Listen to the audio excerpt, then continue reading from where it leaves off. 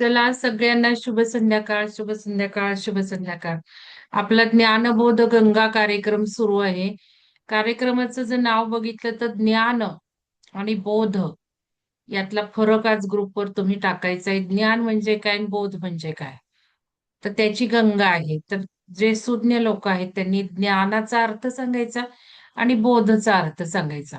तर आपण ह्याच्यामध्ये एक वेगळा विषय घेऊन आलेलो आहोत, की सनातन विज्ञान म्हणजे सनातन गोष्टींमागचं अत्याधुनिक शास्त्र आपल्याला जाणून घ्यायचे आणि हे जे सगळे सांगणारे आहेत आपले कोऑर्डिनेटर म्हणा, स्पीकर्स म्हणा, वक्ते म्हणा, यांनी अध्ययन केलेलं आहे. हे पुस्तक वाचन नाहीये आणि पुस्तक विश्लेषण पण नाहीये.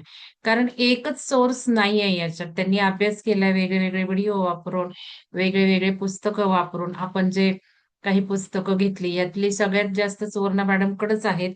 तर त्यांचं ते वाचन झालंय, नाही झालंय. जरी नसेल झालं कारण ते जॉब करतात आणि 3 तास त्यांना जायला आणि 3 तास यायला आणि शिवाय कोर्टातला जॉब या सगळ्यातनं त्यांची एक वेगळी धडपड चालू असते, जी वाखाणण्यासारखीच आहे. माझ्यासारखाच आहे त्यांचा स्वभाव.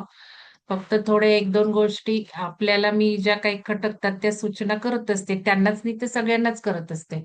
तर त्याचं वाईट न वाटून घेणाऱ्या सुवर्णा खिस्ती मॅडम आहेत. नवीन तशा म्हटल्या तर नवीन, पण तसं म्हटलं तर मी त्यांना बरंच काही-काही सांगते. कधीच त्या रुसत नाहीत किंवा मनाला लावून घेत नाही. त्यातून चांगलाच अर्थ घेतात. हे खूप चांगली गोष्ट आहे. कारण परवा मी नुकतंच असं ऐकलं की कोणीतरी सांगत होतं, "सध्या तुम्हाला जे बोलतायत ना, जे रागवतायत, जे फटकारतायत, तेच तुम्हाला पुढे घेऊन जाणार आहेत. आणि त्यांचीच तुम्हाला खरी ओळख होणार आहे आणि तुमच्यासाठी ते खरे चांगले आहेत. आणि जे आप्तेष्ट, मित्र, मैत्रीण आपण जे म्हणतो जवळचे आहेत, ते सगळे तुमच्या दूर जाणार आहेत. कारण आता ही जी ऊर्जा येत आहे, ही परिवर्तनाची ऊर्जा येते. ही बुरखे फाडणारी ऊर्जा येत आहे. सत्य स्वरूपाची ऊर्जा येते. त्यात आपल्याला नात्यांमधली आपले रिलेशनशिप ह्या सुद्धा सत्य गोष्टी कळत जाणार आहेत. तर असं ते सांगत होते. तर त्यावेळेला मला जरा बरं वाटलं, की ठीक आहे कोणीतरी म्हणजे माझं नेहमी काही सांगण्याचा हेतू असतो. तुम्ही काही लिहा ग्रुपवर, तुम्ही काही बोला. पटकन मी तुम्हाला त्यात काय चूक आहे ते दाखवते. याचा अर्थ असं नाहीये, की मला तुमच्या चुका काढायच्यात. याचा अर्थ आहे, की ते तुम्ही सुधारावं, प्रगती करावी. कारण इथे गुरु मी मान्य केलेलं नाहीये माझ्या स्वतःला. पण शिक्षक तर मी मान्य केलेलंच आहे. आणि शिक्षक म्हटला तर तो हाडाचा शिक्षक तोच, की जो करवून घेतो.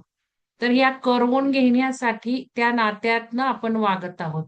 पण त्या पलीकडे सुद्धा आपण समभावाने सुद्धा वागत आहोत. एकमेकांच्या सखी, एकमेकांच्या मैत्रिणीसारखं सुद्धा नातं आहे.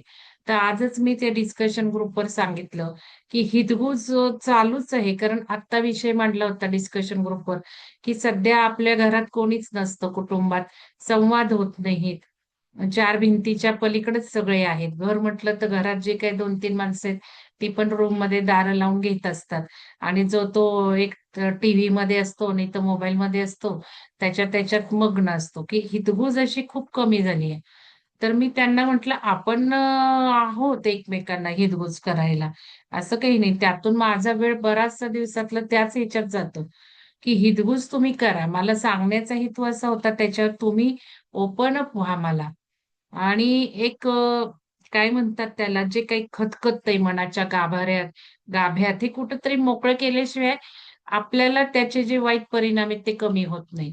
तर या सर्व दृष्टिकोनातून मी आता नवीन प्रोग्राम लॉन्च करणार आहे, फ्लॉवर रेमेडीचा. तो फ्लॉवर रेमेडीचा प्रोग्राम मी तुम्हाला फ्लॉवर रेमेडी शिकण्यासाठी नाही लॉन्च करणार आहे. तर तुमच्या या मनाच्या विकारांवर एक हेल्पिंग हँड म्हणून करणार आहे. कारण फ्लॉवर रेमेडीमध्ये असं असतं, की आपल्या बऱ्याच पॅटर्नवर आयुष्यभर आपण काही मनाचे विचार करत आलोत, की एखाद्या व्यक्तीबद्दल आपल्याला राग असतो, मनात असतो, की ही अशीच करते, ती तशीच करते. आपल्याला नीट समजून घेत नाही. एक तर लेडीजला इमोशनल शेअरिंगची खूप गरज असते. कारण मी या सगळ्यातनं गेलेली आहे. मला पण एक काळ असा होता, की इमोशनल शेअरिंगला कोणीच मिळायचं नाही आणि बाहेरच्या ह्यांच्याबरोबर शेअरिंग काय करायचं? असं एक असायचं. मग मी आपलं लिखाण करायचे, डायरीत लिखाण करायचे. तर हे जे शेअरिंगची कमतरता आपल्या जीवनात आहे, त्याने हार्मोनल बॅलन्स सगळा बिघडून जातो. या सगळ्यातनं मी गेलेली आहे. त्यामुळेच मला असं म्हणायचं आहे, की ठीक आहे तुम्ही शेअर माझ्याबरोबर करा, अथवा नका करू. पण फ्लॉवर रेमेडीचा कार्यक्रम मी असा घेणार आहे, की समजा भीती या 6 प्रकारच्या असतात. तुम्हाला समजा एक दिवस आपण भीतीवरच बोललो, तर 6 प्रकारच्या कोणत्या भीती असतात? मग तुम्ही फक्त वहीत लिहून ठेवायचं, की भीती जर बघितली तर 6 प्रकारची तुमची कुठली भीती आहे? म्हणजे 38 रेमेडीज आहेत या फ्लॉवर रेमेडी. आणि यातून तुम्ही भीती लिहिली तुमची कुठली भीती आहे. तर एक फ्लॉवर रेमेडी असं असतं, की ह्याचे एक साइड इफेक्ट नाहीये असं आम्हाला सांगितले म्हणतात. मी घेऊन पाहिलेली आहे. माझ्याबरोबर माधुरी तिवाटणे मॅडमनी पण शिकले. त्यांनी पण घेऊन पाहिलेलं आहे. कालच मी त्यांच्याशी बोलले, तर त्यांना बरेच फरक दिसतायत. आणि ह्याच्यातून आपल्या मनाचे पॅटर्न आपण बदलू शकतो. आपल्याला पॅटर्नच बदलायचे आहेत ना, आपले स्वभाव बदलायचे आहेत, आपले विश्वास सिस्टीम बदलायचे आहेत. यालाही फ्लॉवर रेमेडी काम करणार आहे. तर त्याच्यामध्ये या ज्या भीती आहेत, ते जर तुम्ही ओळखले, त्याच्यामध्ये एका वेळेला 7-8 प्रकारचे ड्रॉप्स तुम्ही घेऊ शकता. 1 लिटर बॉटल करायची दिवसभराची, त्यात ते 7 रेमेडी वेगळ्या-वेगळ्या. समजा भीतीसाठी आहे, एनर्जी लेव्हल कमी आहे, थकवा आहे, कोणाची ज्वेलसी वाटते. आपली मात्र ओळख आपण नीट करायची. म्हणूनच तुमचं तुम्ही लिहायचंय, की मत्सर आहे, राग आहे किंवा प्रेमाचं कमतरता आहे, प्रेम नाही मिळत आहे, असं आपल्याला वाटतं. हे सगळं लिहून ठेवलं 7 रेमेडी तुम्ही घ्यायच्या तुमच्या पहिल्या. तशा 15 लिहू शकता, 21 लिहू शकता. तर 7 रेमेडी पहिल्या टॉपला मग त्याला नंबर देत जायचं. समजा तुम्ही भीती लिहिलंय, एनर्जी लेव्हल कमी लिहिलंय, कामाची टाळाटाळ होतीये, काम ढकलली जातात. काही कपड्याचं कपाट आवरू, स्वच्छता करू, आडगळ काढू, कपाट आवरू, या ढकलल्या जातात. त्यावेळेला होत नाही. असा एक पॅटर्न असतो किंवा काही वेळेला आपण पटकन करतो. पण केल्यानंतर थकवा येतो. मग 2 दिवस त्यातच आपण हे केलं, आपण हे केलं, आपण केलं, असं काही असतं. आणि मनासारखं समजा वाचन नाही झालं, मनासारखा व्हिडिओ बघायला वेळ मिळाला नाही, मनासारखी टीव्ही सिरियल बघायला वेळ मिळाला नाही, तर कडकड होतंय. पाहुणे आले की कडकड होतंय. हे सगळे पॅटर्न तुम्ही जर लिहिले आणि 7 म्हणजे त्याला सिक्वेन्स लावायचा नंतर 1, 2, 3, 4 असा सिक्वेन्स लावायचा आणि मग पहिले 7 एका वेळेला तुम्ही घ्यायचे. त्याचा खर्च काही नसतो. एक 200-300 जास्तीत जास्त येतो. आणि हे जर तुम्ही 25 ड्रॉप्स एका लिटर बाटलीत घेतले, तर दिवसभरात ती बाटली संपवायची. असं करायचं. आता मी तर मला काही एनर्जी लेव्हल काही घरातल्या कामांना काही पर्टिक्युलर कामांना मला कमी पडायची. मी ते घेऊन बघितलं. भराभरा सटा-सटा कामं झाली माझी. तर फरक पडतो. एक 15-20 दिवसात फरक जाणवतो आणि 1 महिनाच ही रेमेडी घ्यायची. संपलं. मनाच्या आतले गाभ्यातले लेयर ओळखत जायचं. ते बरेच दिवस सांगेल म्हणते मी. पण आज आपल्या डिस्कशन ग्रुपवर विषय निघाला म्हणून हे बोलायला लागले. माझा अजेंडा वेगळाच होता. माझा अजेंडा थोडं नक्षत्र झाडांबद्दल बोलायचं होतं, पण हे घेतलं करून. कारण आता तिथे डिस्कशन झाले. तर मनाच्या गाभ्यामध्ये आपल्याला डोकवायचंय. तो सुंदर मॅडमनी मेसेज टाकलेला आहे, स्मिता मॅडमनी.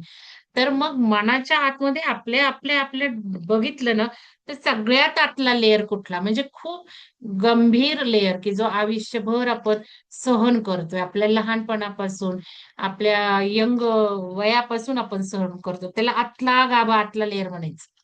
आत्ताचा लेयर म्हणजे आत्ता माझ्या जीवनात आत्ता काय चाललंय, यावर्षी काय चाललंय, 26 मध्ये काय चाललंय, काय त्रास आहे, तो आतला लेयर. मग फ्लॉवर रेमेडी कशी करायची?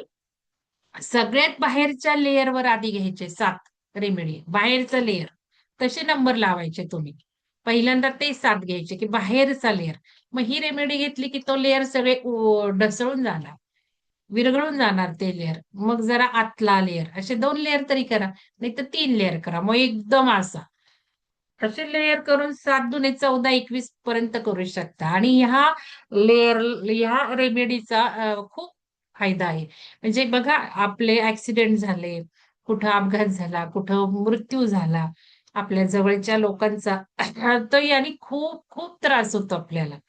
खूप त्रास होतो. मग अशा वेळेला ते रेस्क्यू रेमेडी आहे. तुमचे आत्ताची जी कुठली चॅलेंजिंग अवस्था आहे, कुठलीही असू दे. मग पैसेच नाहीयेत, पैशाची गंभीर समस्या आहे. मग रेस्क्यू रेमेडी घ्या. तर रेस्क्यू रेमेडी ऑलरेडी तुम्हाला सगळ्यातून बाहेर काढायला मदत करते. सध्याचा जो काही आघात आहे, सध्याचा जो काही मनाला सतवणारा हे आहे. तर मी एक घेऊन तुम्हाला बोलणार आहे. मी काही शिकवणार नाहीये तुम्हाला. हा कार्यक्रम खास तुमच्या पॅटर्नला लिहून ठेवा. फ्लॉवर रेमेडी घ्या अथवा नका घेऊ. घ्यायतली पाहिजे नसं काही नाही. घ्यायची असेल तर मी तुम्हाला मदत करेन. ते पोस्टाने येते. पुण्यात एक दुकान आहे पोस्टाने येते. खर्चही जास्त नाही. मी काही देत बसणार नाहीये. तुम्ही त्या दुकानातनं मागवून घ्यायची. मला काही पैशाची अपेक्षा नाहीये. फक्त या कार्यक्रमासाठी मी काही थोडीशी फी ठेवेल ₹500 वगैरे नेहमीप्रमाणे. कारण उगाचच मना करणारे येतात. तसं नकोय मला. आणि तो वेगळा ग्रुप करून हा कार्यक्रम घेऊन मग आता काही करायचं तर ते लिहायचे. आपले पॅटर्न्स आपल्याला लिहायचे. भीती किंवा एनर्जी लेव्हल कमी. एवढं जरी तुम्ही काम केलं, त्याला रँकिंग पहिले 7 कुठले, नंतरचे 7 हे मग काउन्सिलिंगमध्ये सुद्धा माझ्या वन टू वन त्याच्यावर आपण डिस्कशन करू. मग मनन चिंतन करून ते बाहेर काढू. माझी आई बरेच बाहेर आली. हां, ठीक आहे. माधुरी मॅडम, श्रद्धा मॅडमनी बघा, श्रद्धा मॅडमचा भाऊ अचानक गेला. तर मग माधुरी मॅडमना म्हटलं मी त्यांना द्या, कारण त्या साताऱ्यातच होत्या. तर त्यांनी दिली. इव्हन त्यांच्या भाऊजाईला पण द्यायला लावली. तर आता श्रद्धा मॅडम म्हणतात, "आई बरीच बाहेर आली." इफेक्ट आहेत. इव्हन तुम्हाला सांगते मुलांवर इफेक्ट आहे तर. मुलं मोबाईल ॲडिक्शन कमी होतात. तर ज्यावेळेला कॉलेजला जाणार आहे लोणेरेला, त्यावेळेला पॅरेंट्सलाही बोलवलंय.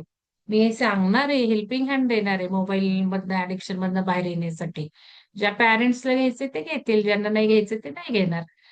तर हे मुलांवर आहे. म्हणजे ॲडिक्शन दूर होतं. परत त्यांचं करियर गाईडन्स त्यांना मिळतच नसतो. हुशार असतो पण गाईडन्स मिळत नाही. अभ्यास करत नाही. हुशार असून अभ्यास करत नाहीत. आणि अभ्यास केले तर मार्क पडत नाही. त्यांना काही कळत नाही. या सगळ्या हेल्पिंग या रेमेडीतून मिळतात लक्षात घ्या. आणि मुलांमध्ये सुद्धा हा बदल होतो. आणि मुलांना देणं, मिस्टरांना देणं हे काही अवघड नाहीये. पाण्याची एक बॉटल द्यायची. सांगा अथवा नका सांगू काही प्रॉब्लेम आहे त्याला. आणि नसेल एक बॉटल द्यायची तर एका ग्लासमध्ये घाला एका वेळेला. एका वेळेला द्या हायर डोस काहीच नाही होत. मी घेतेय सध्या 2-3 रेमेडीज आणि मला छान इफेक्ट्स येतात. तर चला सुवर्णा मॅडमचा वेळ मी घेतला. तर आलो आपण ग्रुपवर डिस्कशन झालं त्या अनुषंगाने तो मेसेज स्मिता मॅडमने पाठवलेला नीट वाचा तो, पूर्ण वाचा आणि त्यानुसार मग या कार्यक्रमाला भाग घ्या. मग हा अजेंडा आता बघू कधी लॉन्च होते. लवकर केला पाहिजे कारण काउन्सिलिंग मधनं खूप प्रॉब्लेम्स येतो. इतके वेगळे-वेगळे प्रॉब्लेम्स आहेत ना, म्हणजे आजारापणामुळे सुद्धा आपली मानसिकता बदलतीये, किटकिट होतीये, आपल्याला नकारात्मकता येतीये. तो आजार बरा होईल, नाही होईल, त्यांनी त्रासून गेलेल्या ह्याच्यात सुद्धा या रेमेडी उपयोगी पडतात. तुम्हाला आजाराला झुंजायला, तुम्हाला एक्सेप्ट करायला, तुम्हाला त्यातून पॉझिटिव्ह राहायला, त्या आजारामुळे जे काही झालेलं आहे, त्याच्यावर सुद्धा फरक पडतो. तर सुंदर आहे. लवकरच घ्यायचं आहे तुम्हाला कारण प्रॉब्लेम वेगळे-वेगळे व्हायला लागलेत आणि सायकॉलॉजिकल प्रॉब्लेम वाढणार आहेत. ऊर्जाच तशा येतात ब्रेनवर बदल करणाऱ्या आणि मेन हाडातले आणि ब्रेनमधले फ्लुइड हे सुद्धा बदलणाऱ्या ऊर्जा येतायत. यामुळे ध्यानाची गरज खूप वाढलेली आहे.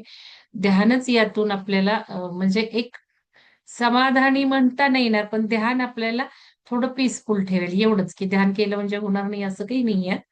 पण थोडंसं सस्टेन किंवा एक एक्सेप्टन्स त्याच्यामुळे येऊ शकेल किंवा कमी तोटे होतील आपल्याला. त्यामुळे त्या दृष्टिकोनातून सुद्धा आपण शांत समाधानी राहिलं फ्लॉवर रेमेडी उपयोगी पडणार आहे. तर चला जास्त वेळ घेत नाही. बंदच करते हे. वेगळं रेकॉर्डिंग करते हे. रेकॉर्ड झालंय का नाही काय माहिती.